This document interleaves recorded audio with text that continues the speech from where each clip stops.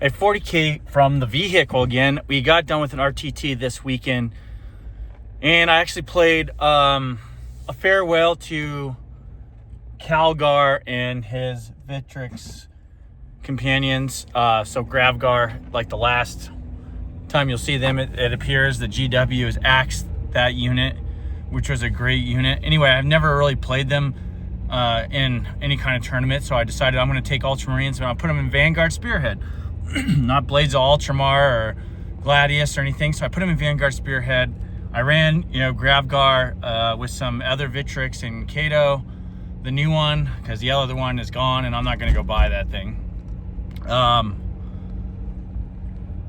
We ran Uriel Ventress with some Blade Guard, a 6-brick, and then I was debating on who to give his deep strike ability to. I ended up just giving it to him each game and his unit. Ran excuse me, 2 Inceptor units, ran 2 Vindicator units, the tanks, ran intercessors. Or no, I didn't run intercessors. I ran infiltrators, a lieutenant with combi, Caladius assassin, and I think that's it. But regardless, I had a total of 3 Vex. Granted, I forgot a couple of them in some games, but I was tired after the first game. I was tired just from working and trying to remember that and all this other stuff. It was kind of difficult. But anyway, big moral of the story was, won the first game against what was it? Death Watch. Like 9. I think I scored a 98. Won the second game against Tau. I think I scored an 89. In the third game against Tyranid Subterranean Assault, in the table 1 on to win the whole thing. Excuse me. I won that one 99, I think, or maybe 98 in the first game was 98. I don't know. Anyway, really good scoring against some interesting armies. And I'll tell you what, one of the standout units was that I haven't ran in a while was infiltrators. And I'll tell you why. A lot of these guys around here now are pretty good at having units that can deep strike Subterranean Assault. That was interesting playing against them, because what he was doing to these other dudes on the first 2 rounds, he couldn't do to me. He couldn't get in my back lines, couldn't get around my back lines. Calgar and the boys, they slap. Oh, I had Gilliam. I forgot I had Roberto. How do I forget Roberto? And he slaps. And then I had Tech Marine. So that was my list. But anyway, they all did really well. In the second game, like the way I deployed, I ended up screwing myself with the Vindicator and one Vindicator and my Tech Marine. But what ended up happening is because I had him where I had him deployed, I ended up drawing him out a little bit, and then I was able just to go into him and start just, bam, hit him, consolidate into his other unit. He tries to fall back. Say it's a Vindicator unit or whatever, not Vindicator unit, Victrix Guard unit with Calgar and all that. He tries to fall back so he can shoot me. I armor, contempt 30, -1 the wound. A lot of times he's outside of 12, so -1 to hit as well. Bam, roll up, hit him again the next turn. Next thing you know, this is like a penetrating unit that's going through,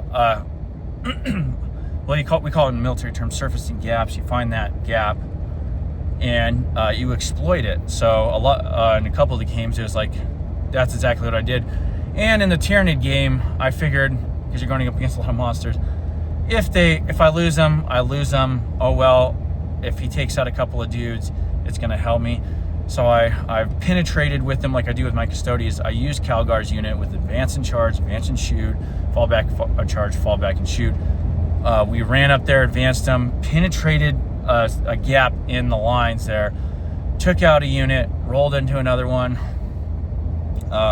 utilized my CP that I had, making sure that I had enough CP to, AOC to if he charged me after falling back with somebody else, that I could use my charge, fall back.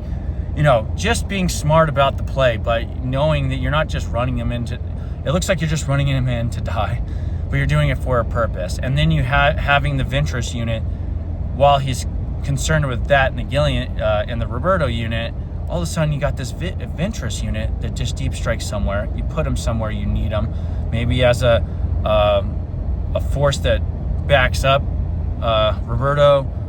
You know, make sure he has that loan up, and then help him out with some melee skirmishing stuff. Or they might need to be on the other side of the board to reinforce an area. I don't know, but for the most part, I used him as like, all right, I got Roberto and I got Calgar literally pushing up the board. Usually it's Calgar first, then I'll take Roberto. And because he's supporting other things, he's giving you the double oath, he's giving you the -1 CP cost on a stratagem.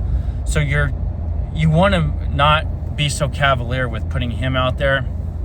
But at times, Roberto's got a chop, man. And especially when I deploy a couple of good units that draw people out, like I accidentally deployed that into the Tau game. I left a juicy Vindicator right out there with my Tech Marine, and he just one-shots those. He one-shot both my Vindicators, let's be honest. But I could tie that with my Calgar unit. I can't even remember what they are. They're just like this huge gun, like strength 24, whatever, like a flat 6 or something. My 6 AP, crazy. But with Calgar, run up there, take out a screen units, pile into that thing, tie it up. He follows it back. He has another one, but it's so far in the back because he's trying to save it. They can't get to certain units. So at that time, you got to know when to press. So you press the Roberto, you rapid Ventress, which one game I forgot the rapid. It was the Tyrannid game. And I was like, damn it. So I had to bring him in a unit around late. We were all tired. Anyway, I don't want to get into much of the minutia, but the point being with this list is, and Vanguard Spearhead, 1, you do have the sabotage strat. 2, you do have Vex all over the place. So it renders your opponent's CP usage to the point where he almost forgets about it because you're making everything cost extra CP. 3, reactive moves all over the place with your Combi Lieutenant, with Kato, with your charge reactive. And then 3, your uppy downy, which when you have Inceptors, I split those two. Like the last game, my Shadow Mark game, I was talking about how I had them in one big group and it kind of hindered me in one game, especially with taking out and denying points and getting me points. Split these guys up into 2 units, which allowed me the flexibility to deep strike one over here, fit him in little tiny nooks and crannies that he can't properly screen out, and then take the other one and maybe I need to get the same line, or another line on that unit, but I have to put him somewhere else. But it splits his train of focus and it allows me to get these units into units that normally wouldn't be able to be shot, which was very effective. And then if I need to pick one of those up, or I pick a different unit up and then put them somewhere, I don't know. It's good. It just complements each other. That's what I like about running Ultramarines with the unit, and I'm gonna probably go to Termagar. But Ultraravens is what I call this list. Ultraravens, running Ultraravens is good.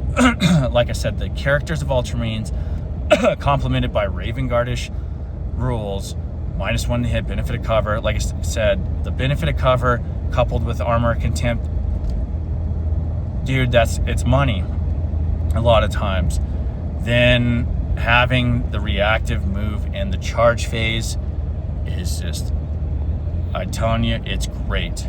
It is amazing. So was I challenged in this game? Yes, because I thought I lost it in 2 games. I thought I lost it in the first 2 battle rounds. Tau and in the Tyrannid game, because he came at me and just knocked out a good 200-300 points of my army in the first round. But he exposed himself. It allows you to then use those Ultramarine character units for what they're worth to really get the points value out of them. And yeah, it was good. It was really good. And then I remember one game I sacrificed 4 points, which actually played, because the second game I won like 89, 86 or something like that. But I took my Kaladesh Assassin knowing, okay, I got 2 other Vex, and I can still uppy downy. I can still do that with the CP. I was like, all right, I'm putting her out here. I'm going to score the area denial because I didn't deploy the greatest fashion. And he came out at me, and I reacted my combi lieutenant the wrong direction. I knew I messed up. So then we walked out, smoked the dude that came out with, I can't even remember what I did it with. But then I was like, all right, here you go. 100-point unit. I'm going to score the 5 points. If she's gone, she's gone. Not a big deal. In this unit where you have that level of redundancy from these units. Of course, she does get smoked, and then it brings out more units. So then he's just feeding me units. And then with a unit like Calgar, with a Victrix Guard, not only is he feeding you units, but he's allowing you to slingshot a lot of times. He's allowing you to get up the board. I call it creating space in the objectives. What I mean by that, creating space towards him. So he has to go through your unit really to get to these objectives, markers to score his points. So eventually what ended up happening is I end up wearing him out by taking these units out, taking big points units out, taking his, I think one game I was like, screw it. It was the Tau game. I was like, I tied the one big gun up, kind of ignoring that other one, but I'm going to take out all of his little units. And then at the end of the game, he had 2 of the big guys, because I never really got to kill those 2, but he had nothing left. No scoreable units, no nothing. So in the end, it was a war of attrition, essentially, and I won. And I still had enough little units, especially having the 2 Plasma and Scepter units, that I could uppy downy one of them. I could score points that I needed to score, whether that's behind enemy lines, whether that's engage in all fronts, whether that's extend battle lines, secure no man's land. All that stuff was gold. The only thing I had an issue with at one point was scoring, overwhelming force or whatever, or hostile objective. The one you got to kill somebody off the unit, because I had everything. So I was maxing out primary, essentially. It was good. I loved the list. In fact, what I'd love to do, though, is run, since you're going to go to Termagar now, run a full brick of the Victrix Guard with him. Points being Ultimate Dictator, maybe run the Victrix Guard with Ventress. Otherwise, stick with the Blade Guard. The Blade Guard weren't that bad, especially if you think about Blade Guard with an Invul and Deep Strike. Why not? Vindicators, maybe experimenting with Lancers, possibly. I don't know. I got Lancers on the brain because I'm trying to build a Space Wolves list, and you can give them rapid fire and all that jazz.